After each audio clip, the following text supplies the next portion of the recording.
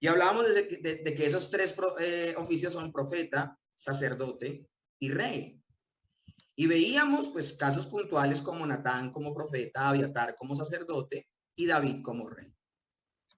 Hemos meditado en lo que era el profeta, era el que hablaba en nombre de Dios al pueblo, ¿ok?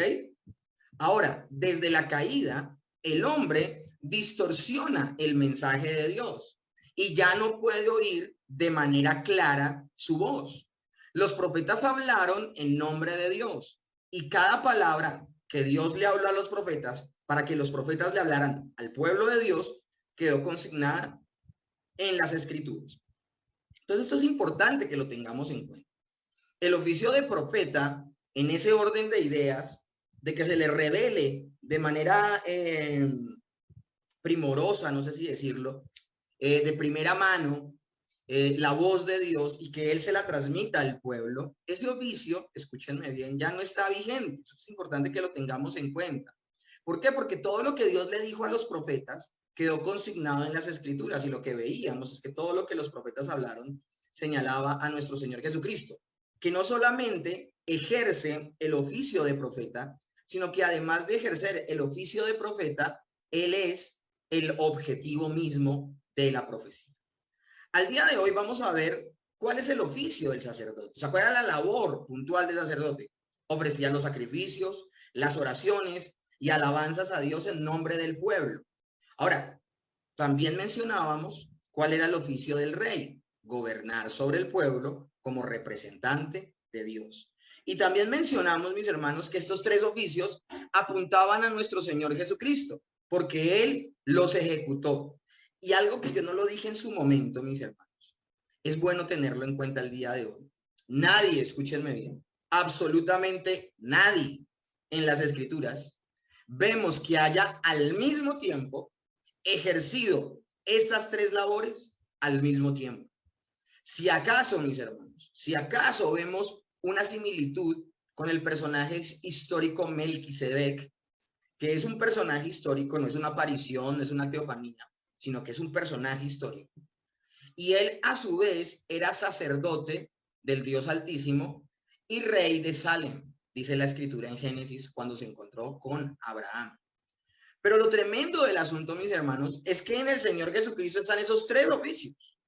Y lo que nosotros vamos a ver en la escritura, mis hermanos, es que Dios es muy celoso con que una persona hable en nombre de Dios como profeta sin ser profeta, o que se autoponga como sacerdote cuando el Señor no lo ha llamado a ser sacerdote, o que gobierne como rey sin haber sido llamado por Dios. Entonces esto es importantísimo, mis hermanos.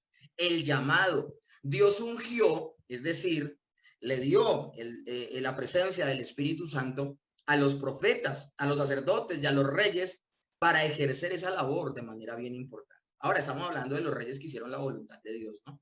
Pero ese tema vamos a hablar Dios mediante la próxima semana. ¿Por qué hoy meditábamos precisamente en lo que dice la escritura del sacerdote? Finalizando nuestro resumen de la semana pasada, Cristo cumplió estos tres oficios de la siguiente manera. Como profeta nos reveló a Dios y da a conocer las palabras de Dios. La conclusión de la semana pasada fue, este es mi Hijo amado en el cual tengo complacencia, a Él oí. Porque en el Señor Jesucristo confluyen todo lo que Dios habla en el Antiguo Testamento. Y cuando el Señor quería que prestáramos atención a algo que Él enseñaba, ya no decía, así dice el Señor, ni tampoco en el nombre de Jesús, sino que Él lo que decía es, de cierto les digo, o de cierto os digo, o así les digo, porque su misma palabra tenía autoridad, es que el Señor Jesucristo es Dios, es el verbo hecho carne. Como sacerdote, ofrece un sacrificio a Dios a nuestro favor y él mismo, Él es el sacrificio. Ahora, esto es muy fácil leerlo así por encima. Estoy sencillamente diciéndoles, dándoles un bocadito de lo que vamos a ver en toda la clase. Y finalmente también hemos visto que como rey el Señor Jesús gobierna sobre la iglesia y también sobre el universo. Ya hemos visto el oficio de profeta con detalle. El día de hoy, mis hermanos, vamos a ver precisamente el oficio sacerdotal de nuestro Señor Jesucristo. En esta noche vamos a examinar de nuevo la obra de Cristo pensando en el significado de estos tres oficios o categorías. Pero en este punto en particular vamos a meditar en el perfecto sacerdote. Y es aquí donde me gustaría nuevamente leer Hebreos capítulo 5, verso 1. Porque todo sumo sacerdote tomado de entre los hombres es constituido a favor de los hombres en lo que a Dios se refiere, para que presente ofrendas y sacrificios por los pecados. Yo aquí voy a empezarles a nombrar que el sacerdote ofrecía oraciones por el pueblo, sacrificios por el pueblo y aún pedía perdón por el pueblo. Ese es el oficio del sacerdote. Pero lo tremendo del asunto, mis hermanos, es que la información que nos da Hebreos 5, lo primero que todo que nos dice, que puede sonar muy obvio, pero hay que decirlo, mis hermanos, es que el sacerdote dice, porque todo sumo sacerdote tomado de entre los hombres era constituido a favor de los hombres en lo que a Dios se refiere. El Señor Jesucristo no podía ser nuestro fiel y sumo sacerdote si no se hacía hombre. Y lo que dice el texto, siguiendo con la lectura, nos vamos a dar cuenta lo importante de que el sacerdote se identificara con las debilidades y necesidades del pueblo que ministraba. Dice, para que se muestre paciente con los ignorantes y extraviados, puesto que él también está rodeado de debilidad y por causa de ella debe ofrecer por los pecados, tanto por sí mismo como también por el pueblo. Esta porción de la escritura en nuestro Señor Jesucristo no la podemos aplicar completamente y concienzudamente. ¿Por qué? Porque el pasaje dice que el sacerdote mismo estaba sujeto a debilidad, hablando de que podía ser tentado y podía pecar. Y aún cuando ofrecía sacrificios, no ofrecía sacrificios solo por el pueblo, sino en principio ofrecía sacrificios por su propio pecado. En esta explicación que les acabo de dar, el Señor Jesucristo se identifica en cuanto a la debilidad del sacerdote, sí, porque él, al hacerse hombre, fue sujeto a la debilidad de ser un ser humano. Él es Dios, pero además de ser Dios también es un ser humano, y el ser humano en sí mismo tiene debilidades, y no estoy hablando de tentación, no estoy hablando de pecado, no estoy hablando de naturaleza caída. Hablo del mismo hecho de ser un ser humano. El ser humano es un ser muy frágil, frágil físicamente, frágil emocionalmente. De alguna manera el Señor Jesús, cuando fue hecho hombre, fue sujeto a esa debilidad. Pero si somos bien expresos con lo que dice el texto no solamente está hablando de la debilidad de ser un ser humano, sino está hablando en el sacerdote, que el sacerdote no era un hombre santo, no era un hombre completamente puro, no era un hombre infalible, sino que era un hombre débil. Y por esa razón, él no solo ofrecía sacrificios por él mismo, sino por el pueblo. Y pide que por esa razón él se podía identificar con el pueblo y no fuera implacable con el pueblo, sino que entendiera las necesidades, luchas que tenía el pueblo, porque él mismo las tenía. Esto es impresionante. Una cosa impresionante. Imagínense entonces cómo el sacerdote entraba hablemos del sumo sacerdote, cómo el sumo sacerdote entraba a la presencia de Dios el día de la expiación. El día de la expiación era ese único día que el sumo sacerdote podía entrar al lugar santísimo y ofrecer un cordero por el pecado de todo el pueblo, y anteriormente había ofrecido un sacrificio por el pecado de él mismo. Una cosa impresionante, mis hermanos. Imagínense con el temor de Dios que ese hombre entraba al lugar santísimo. Y tengo que aclararles una cosa, esta persona entraba de manera indigna al lugar santísimo, ¿y qué pasaba? Salía chicharrado, salía muerto. Hay algunas fotografías o hay algunos ilustraciones o aún dibujitos animados del sumo sacerdote cómo entraba al lugar santísimo, y se cree que el vestido del sacerdote en la parte de atrás tenía un arnés del cual amarraba una cuerda, y él entraba a la presencia de Dios y en los vestidos de él había campanitas que sonaban mientras él se movía de lado a lado. Una cosa interesante. Pero ¿saben para qué era ese arnés en la espalda del vestido y la cuerda que estaba desenrollada y que quedaba la cuerda una parte larga fuera del lugar santísimo? Porque si el sacerdote entraba indignamente en la presencia de Dios y descendía fuego del cielo, nadie podía entrar a recoger el muerto, sino que lo jalaban de la cuerda para no entrar a ese lugar tan santo. Imagínense eso, es el lugar santísimo.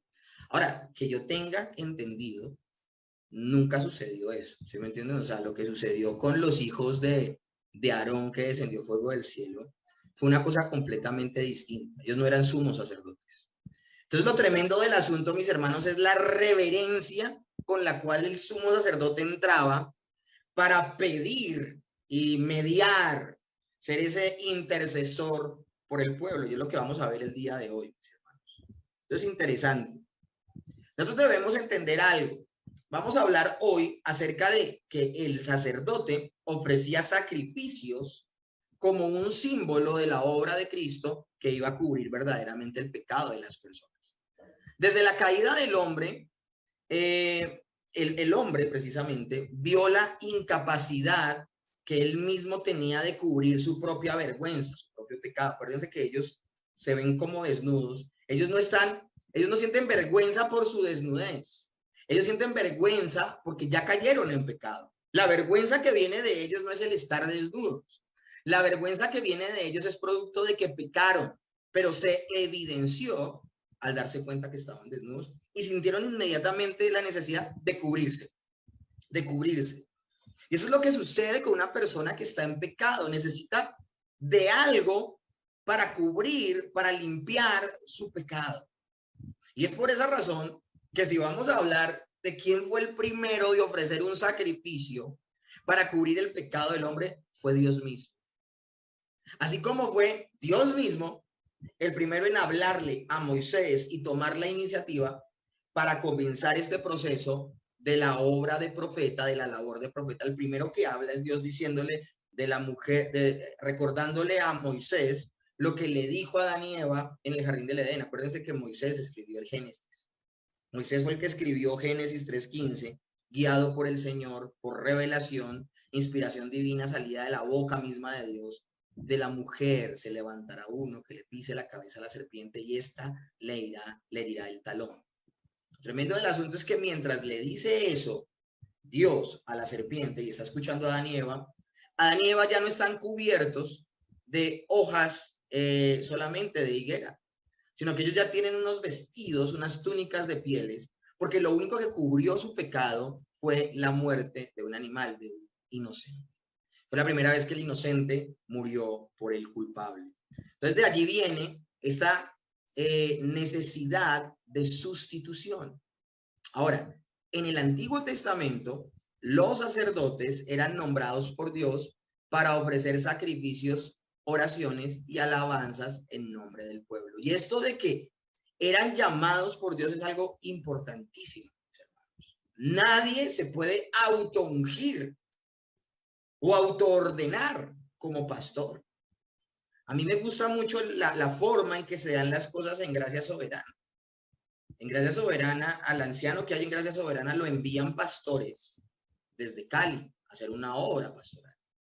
Y luego de hacer una obra pastoral de año y medio, casi 2 años, los mismos integrantes de la iglesia que había en ese momento reconocen que quien los ha enseñado y ha hecho la obra pastoral en ese tiempo es este varón que luego de haber una membresía oficial vienen pastores que lo preceden en el ministerio y lo ordenan como pastor. O sea, hay un orden completo.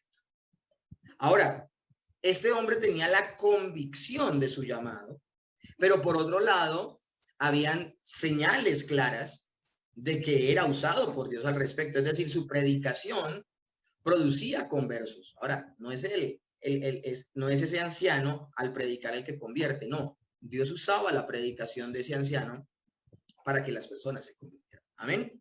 Eso es importante. También se veía un carácter en la persona. Y finalmente, hay resultados. Una firme convicción de la persona.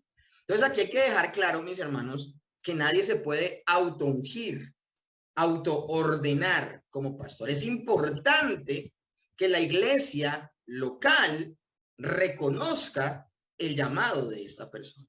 haciendo obviamente una comparación entre la labor sacerdotal y la labor pastoral, ¿no? Que el pastor, si ustedes se dan cuenta, tiene unas tareas muy parecidas al sacerdote en cuanto a ¿qué? En cuanto al cuidado del pueblo. Pero el sacerdote ya no ofrece sacrificios, porque el sacrificio de Cristo fue ya uno, que es lo que vamos a ver en la clase del día de hoy y para siempre. Ahora, con su ministerio, el ministerio sacerdotal, el sacerdote santificaba al pueblo o le hacía aceptable para acercarse a la presencia de Dios ceremonialmente limpio, se le llamaba eso. Aunque era de forma limitada durante el Antiguo Testamento y únicamente simbólica. Entonces lo que vamos a ver en el libro de Hebreos es que la sangre de muchos animales no limpia el pecado, sino solamente la sangre de Cristo. Entonces el sistema sacrificial y el sacrificar a un animal para hacer limpios los pecados sencillamente era un símil, era un símbolo, era una ilustración de lo que sería el Cordero de Dios que verdaderamente quita el pecado del mundo. Ahora, en el Nuevo Testamento, Jesús se convirtió en nuestro sumo sacerdote. Y ese tema lo encontramos ampliamente desarrollado en la carta a los Hebreos, donde encontramos a Jesús funcionando como sacerdote en dos maneras, en dos maneras. Y esas son las que vamos a ver el día de hoy. Vamos a ver cómo él, como Cristo, como sacerdote, ofreció un sacrificio, ofreció oraciones y alabanzas a Dios en nombre del pueblo. Vuelvo y repito, si la labor del sacerdote era santificar al pueblo para poderse acercar a Dios, es decir, para poderse relacionar con Dios, en el Nuevo Testamento Jesús se convirtió en nuestro sumo sacerdote.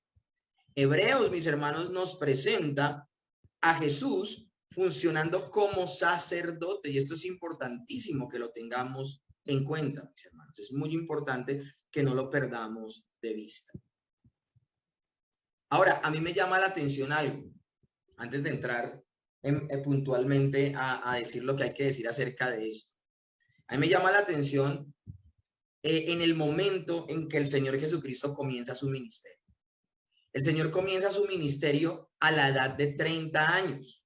A la edad de 30 años. Y es interesante porque Él no comienza antes, ni tampoco después, sino a la edad de 30 años. Y eso es interesante, mis hermanos, porque si vamos al libro de Levítico, dice que las personas de la tribu de Leví, que eran óptimas para hacer el servicio sacerdotal, comenzaban a servir a Dios a partir de los 30 años de edad. Eso es importante que lo tengamos en cuenta y nunca lo perdamos de vista. Ahora, ¿por qué el sacerdocio de Jesucristo, de nuestro Señor Jesucristo, es muy superior al sacerdocio del Antiguo Testamento? Bueno, Jesús ofreció un sacrificio perfecto por el pecado. Él no ofreció la sangre de animales. Hebreos 10:4 dice, porque la sangre de los toros y de los machos cabríos no pueden quitar el pecado, sino que Él se ofreció a sí mismo. Hebreos 9:26. De otra manera, le hubiese sido necesario padecer muchas veces desde el principio del mundo, pero ahora, en la consumación de los siglos, se presentó una vez y para siempre por el sacrificio de sí mismo para quitar de en medio el pecado. Lo que vamos a hacer a continuación, mis hermanos, es leer los textos que nos corroboran estas verdades y luego las vamos a explicar de manera más puntual. Cuando habla de que el Señor Jesús ofreció un sacrificio, ese sacrificio es completo y definitivo y nunca habrá que repetirse. ¿Por qué los sacerdotes, escúchenme bien, constantemente tenían que presentarse sacrificando corderos? ¿Y por qué el sumo sacerdote tenía que presentarse una vez al año durante todo el tiempo de su ministración como sumo sacerdote? En el caso, por ejemplo, de Aarón, Aarón durante 40 años estuvo sacrificando anualmente. ¿Por qué razón? Porque ese cordero sencillamente era un símbolo que apuntaba a Cristo y su sangre no limpiaba realmente al pueblo y por eso había necesidad de esa recordación. Hebreos 7:27 dice acerca del Señor Jesucristo y de la ofrenda que Él presentó, el sacrificio que Él presentó. Ahorita vamos a hablar cuál es el sacrificio, ya todos lo sabemos. Pero por ahora quiero que lo vean como el sacerdote que ofrece el sacrificio, no como la ofrenda sacrificial. Porque eso es lo extraordinario también de nuestro Señor Jesucristo, que no solamente es el sacerdote que ministra el sacrificio, sino en sí mismo también es la ofrenda que se ofrece por salvación. Hebreos 7:27 dice que no tiene necesidad cada día, como aquellos sumos sacerdotes, de ofrecer primero sacrificios por sus propios pecados y luego por los del pueblo, porque esto lo hizo una vez y para siempre, ofreciéndose a sí mismo. Ahora yo les pregunto algo. El Señor se ofreció a sí mismo, pero el Señor se ofreció a sí mismo como sacrificio porque Él necesitara ofrecer sacrificios para su vida. Acá dice Elisa con un rotundo no. ¿Por qué no, Elisa? Él era santo, es santo, o sea, él no había pecado, ¿cierto? Entonces, por no haber pecado, él no necesitaba un sacrificio para cubrir qué pecados, si son inexistentes. Pero lo tremendo del asunto no es solo eso, sino que él al ofrecer el sacrificio que ofrece como sacerdote, es un sacrificio tan perfecto que es solo necesario ofrecerlo una vez y no más. Ahora, cuando digo no más, es un sacrificio que solo se ofrece una vez, pero que las consecuencias de ese sacrificio cubren la eternidad para siempre. Hebreos 9:12 dice, y no por sangre de machos cabríos ni de becerros, sino por su propia sangre entró una vez y para siempre en el lugar santísimo, habiendo obtenido eterna redención. Y esto es impresionante, mis hermanos. ¿Y por qué es impresionante? Porque el Señor con su sacrificio logró que el creyente entrara al lugar que era reservado solo para el sumo sacerdote. Hebreos 10:10 dice, en esa voluntad somos santificados mediante la ofrenda del cuerpo de Jesucristo hecha una vez y para siempre. Ya aquí Hebreos empieza a hablar de las características de la ofrenda como tal. Esto es impresionante, mis hermanos. Podemos entrar confiadamente al trono de la gracia, hallar oportuno socorro. Dice la Escritura que el Señor cuando muere se rasga el velo, que era la señal de que el hombre permanecía lejos de Dios. Y de eso vamos a hablar precisamente en este momento, mis hermanos. Jesús cumplió todas las expectativas que fueron prefiguras de su ministerio precisamente.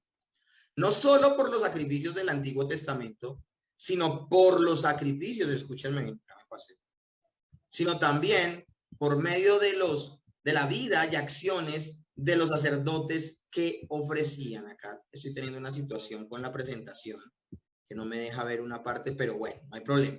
Hebreos 4:14 dice, por tanto, teniendo un gran sumo sacerdote que traspasó los cielos, Jesús el Hijo de Dios, retengamos nuestra procesión. Él ha ofrecido un sacrificio que acaba para siempre con la necesidad de otros sacrificios. O sea, el sacrificio perfecto de Cristo cubre todos los pecados del creyente. Y esto cuando hablamos de todos los pecados del creyente, alguien podría decir, pero bueno, ¿y si yo peco mañana y pasado mañana? O sea, no cogerlo como deporte, obviamente, sino que una persona que ha vivido 40, 50, 60 años de vida cristiana, en algún momento pudo haber fallado y obviamente reconocido su pecado, haberse arrepentido. Pero él debe tener la convicción que Jesús también murió por ese pecado, que aunque él no lo conocía, el Señor Jesús sí lo conocía. Bueno, mis hermanos, dice una vez, que se ofreció una vez y para siempre, significa que ese único sacrificio de Cristo en la cruz del Calvario, que también incluye una vida perfecta, esa obra de Cristo borra tus pecados pasados, presentes y futuros.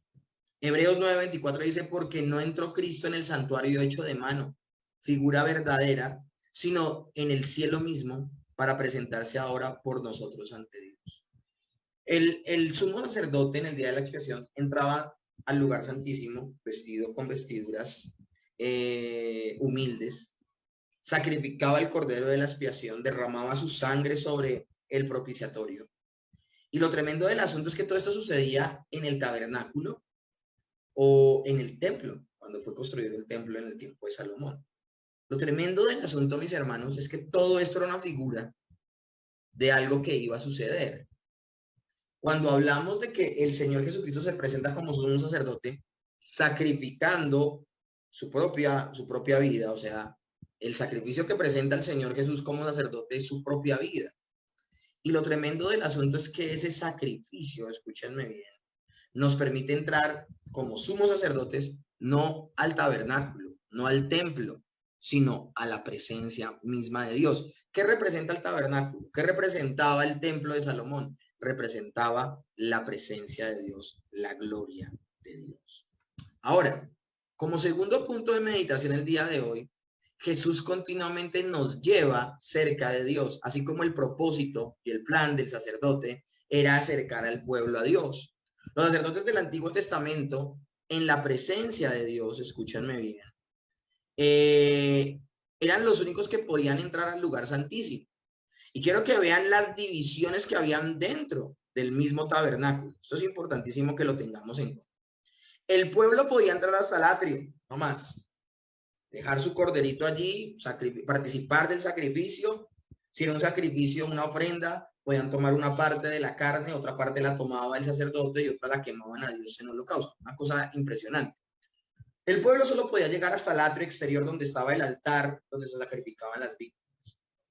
Los sacerdotes en general podían entrar solo hasta el lugar santo.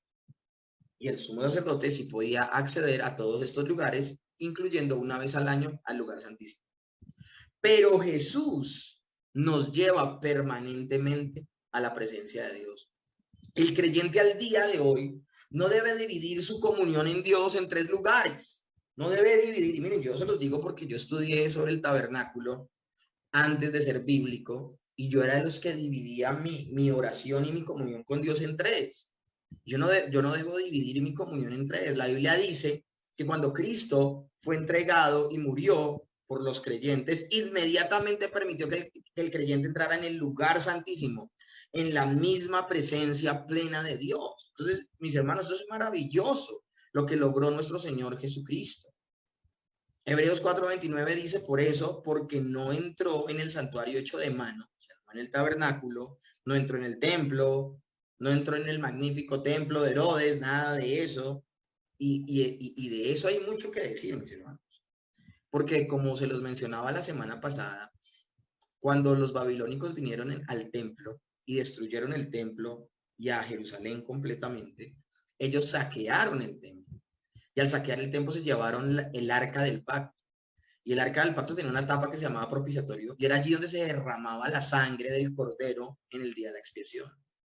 Es decir, que hasta después de que ellos vuelven de la deportación y vuelven a reconstruir Jerusalén, sus murallas, y también reconstruyen el templo de ahí en adelante no vuelve a tener un arca en el lugar santísimo. Entonces, ¿cómo hacían para oficiar el día de la expiación? Algunos creen que trajeron una gran piedra y la pusieron allí y sobre esa piedra esparcían. Pero eso es una gran contradicción, porque no era lo que Dios quería y Dios providencialmente permitió que el arca se desapareciera. Y esto es impresionante, mis hermanos. Pues el Señor Jesucristo no está interesado a través de su sacrificio volvernos a retornar a un templo físico. El sacrificio de Cristo nos quiere llevar es a la misma presencia de Dios. Y la presencia, el reino de Dios, es más que puertas y castillos. Es la presencia de Dios. Eso quiere decir, mis hermanos, que tenemos un privilegio mucho más grande que el que tuvieron los creyentes que vivieron en los tiempos del templo del Antiguo Testamento. Porque nosotros no estamos entrando por el sacrificio de Cristo, podemos entrar libremente al tabernáculo o al templo, sino que por la sangre del Cordero de Dios que quita el pecado del mundo, podemos entrar a la misma presencia de Dios. Es la importancia de la mediación del Señor. Y aquí es donde vemos lo importante. Cuando Jesús ofreció, escúchenme bien, un sacrificio perfecto por los pecados, la cortina del velo del templo se rasgó de arriba a abajo, indicando de esa forma simbólica en la tierra que el camino de acceso del cielo había quedado nuevamente abierto a través de la muerte del Señor Jesucristo. Y por eso quiero que meditemos en las fotos que tenemos allí. Cuando el hombre peca, es expulsado del jardín del Edén y Dios posiciona 2 arcángeles, los pone ahí a la entrada del jardín del Edén con espadas ardientes para que el hombre ni se le ocurra volver a entrar al jardín del Edén. El jardín del Edén es la representación del cielo en la tierra. Eso era el jardín del Edén. Entonces tenemos 2 ángeles que impiden que el hombre entre. Ahora quiero que vean la segunda fotografía. En la segunda fotografía se ve la división entre el lugar santo y el lugar santísimo. En el lugar santo, escúchenme bien, estaba el altar del incienso, la mesa de los panes de la proposición, y también estaba el candelabro de oro, que era con el que se iluminaba todo el lugar santísimo, el lugar santo. Lo que dividía el lugar santo del lugar santísimo era una cortina llamada velo, y era lo que impedía que pasara el sacerdote de un lugar a otro, que transitara de un lugar a otro. El lugar santo era un lugar que solamente podía entrar el sumo sacerdote una vez y no sin sangre. Pero lo tremendo del asunto es que, ¿qué dibujos habían en el velo? Cuando Moisés le dice, cuando Dios le dice, perdón, a Moisés, haz el tabernáculo, ¿qué es lo que le dice el Señor acerca del velo que va a separar el lugar santo del lugar santísimo? Le dice que esa tela, una tela muy pesada, una tela muy gruesa, hay gente que dice que por el terremoto fue que se rasgó, pero no, eso es improbable porque era una tela tan gruesa, tan pesada, que no era posible que se rompiera solamente por un jaloncito. O sea, tuvo que suceder algo divino para que se rasgara. Ahora, ¿por qué se rasgó? Porque lo que había pintado en el velo, que permitía entrar al sacerdote solo una vez al año al lugar santísimo, lo que estaba pintado en ese velo eran precisamente dos querubines, viéndose el uno al otro. Era un retrato de lo que, con lo que se iban a encontrar al entrar al lugar santísimo, porque cuando el sumo sacerdote entraba al lugar santísimo, también se encontraba con el propiciatorio, que es la tapa que cubre el arca de Dios, el arca del pacto. Y lo tremendo del asunto es que en el propiciatorio, encima de él, hay también dos ángeles, uno frente al otro, humillados en adoración por la presencia de Dios. Entonces todo el tiempo nos está recordando el Señor, aunque con el tabernáculo, todo el tiempo el Señor nos está mostrando que el hombre por naturaleza está apartado de Dios. Por eso solamente una tribu de las 12 podía entrar al lugar santo. El resto de las tribus podían moverse libremente en el atrio exterior, pero solo la tribu de Leví podía entrar al lugar santo. Y de la tribu de Leví solo podía entrar uno al lugar santísimo, el sumo sacerdote, Aarón, por un tiempo, y luego Eleazar, creo que se llama su hijo, el que lo sustituyó. Jesús con su muerte abrió para nosotros el camino de acceso a Dios, de manera que podamos continuamente acercarnos a la misma presencia de Dios sin temor, con plena libertad y con la plena seguridad de la fe. Eso es impresionante, el velo rasgándose, imagínense de arriba hacia abajo. Y esos dos querubines quedando uno a un lado y otro a otro, como el Señor señalando, tienen libertad de entrar a mi presencia, no por sus propios méritos, sino por los méritos de su sacerdote, por los méritos de Cristo. Lucas 23:45 dice, y el velo del templo se rasgó por la mitad. Hebreos 10:19 al 22 dice, así que hermanos, teniendo libertad para entrar en el lugar santísimo, por la sangre de Jesucristo, por el camino nuevo y vivo que Él nos abrió a través del velo, esto es de su carne, y teniendo un gran sacerdote sobre la casa de Dios, acerquémonos con corazón sincero, en plena certidumbre de fe, purificados los corazones de mala conciencia y lavados los cuerpos con agua pura. Esto es maravilloso, esto es poderoso, esto es espectacular. Entonces, mis hermanos, es importante que nosotros tengamos en cuenta lo que está sucediendo aquí. La obra sacerdotal de Cristo es la que nos permite entrar a la presencia misma de Dios, mis hermanos. Ahora, la cosa no termina allí. Otra de las funciones sacerdotales en el Antiguo Testamento era el que oraran a favor del pueblo. La palabra griega para el término interceder es etíkano. La palabra no parece indicar simplemente estar ante alguien representando a otra persona. Eso no es lo que significa mediador, eso no es lo que significa sustituto, no significa estar allí representando a otra persona. No, o sea, sáquense de la cabeza la imagen de una persona haciendo cola por otra. No es que yo voy a hacer cola por esa persona por un rato y luego esta otra persona viene y cambiamos de puesto. No, sino que tiene claramente el sentido de hacer peticiones o solicitudes específicas delante de alguien de mayor poder y autoridad. Pero cuando se hacían esas peticiones era derramar el corazón al hacer esas peticiones. Era como pedir por él mismo. Yo creo que por un momento meditemos, a mí se me escapó hacer esto en la presentación, pero quiero que nos imaginemos por un momento el vestido del sumo sacerdote. El vestido del sumo sacerdote en su pectoral tenía 12 piedras preciosas.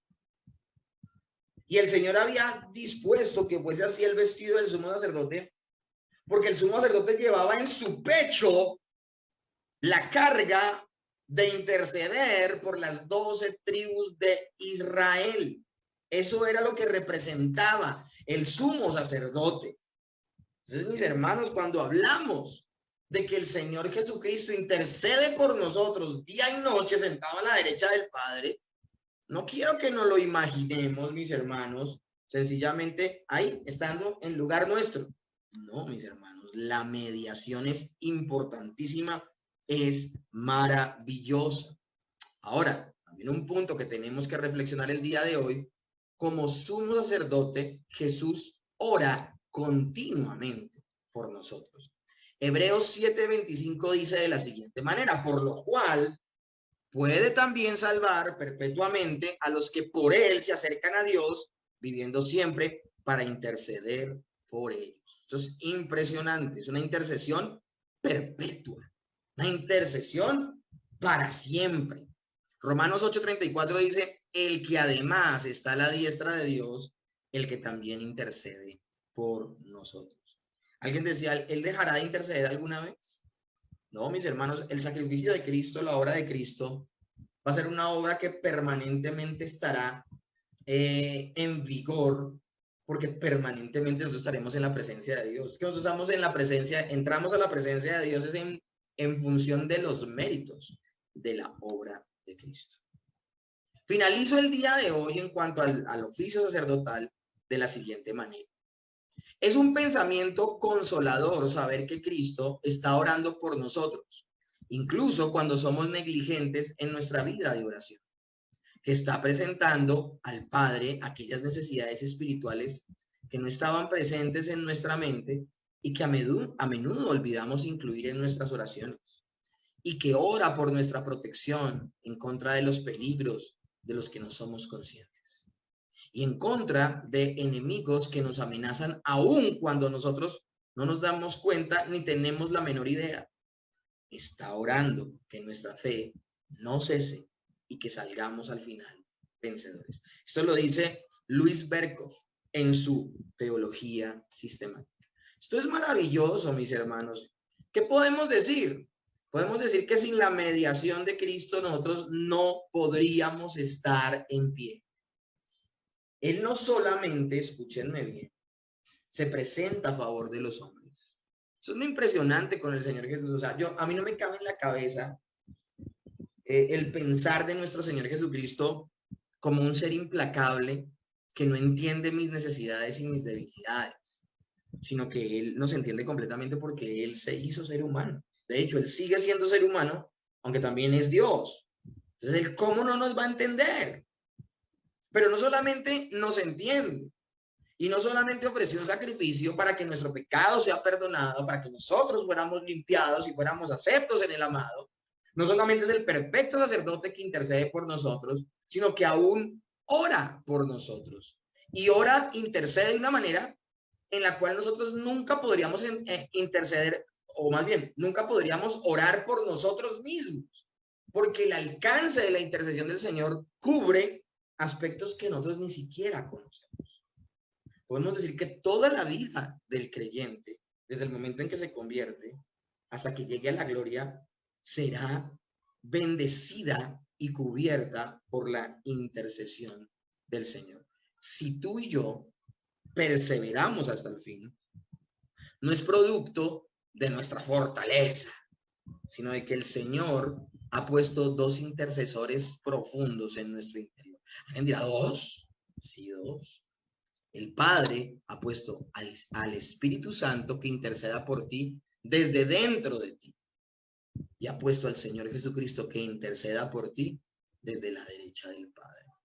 Pero aún sumemos en esa labor al mismo Padre, porque el mismo Padre fue el que diseñó todo este plan maravilloso de salvación. Entonces ellos sencillamente están ejecutando lo que el Padre planeó, es decir, toda la pluralidad de nuestro Dios, de nuestro único Dios, está a favor del creyente.